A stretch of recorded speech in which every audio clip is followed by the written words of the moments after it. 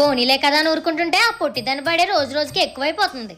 ఈ రోజు ఎలాగైనా ఈ నూనెసి దాన్ని జారి కింద పడేలా చెయ్యాలి. ఒక 4 రోజులు మంచం ఎక్కిందనుకో పొగరు అనుగుద్ది. అమ్మ నా అత్త నా మీద స్కెచ్ చేస్తావా, చెప్తా నీ పని. A few moments later. అత్తయ్య గారు అయ్యో ఏమైందమ్మా? చూసుకోకుండా నూనె మీద కాలేసి జారి పడిపోయాను అత్తయ్య గారు, కాలు బెనికేసింది. అవునా? మేడ మీద బట్టలు ఆరేసాను అత్తయ్య గారు, కొంచెం తీసుకొచ్చేయండి, నేను లేవలేను. అత్తయ్య గారు నీళ్ళు తీసుకురండి. అత్తయ్య గారు నేను వాష్రూమ్కి వెళ్ళాలి. అత్తయ్య గారు గిన్నెలున్నాయి తోమేయండి, నేను పడుకుంటున్నాను. దాన్ని పడేద్దాం అనుకుంటే ఇంట్లో ఉన్న పనంతా నా మీద వచ్చి పడింది. నేను ఇంకా ఈ 2 రోజులు రెస్ట్ తీసుకోవచ్చు, మా అత్తయ్య గారితో కూడా పనులు చేయించచ్చు.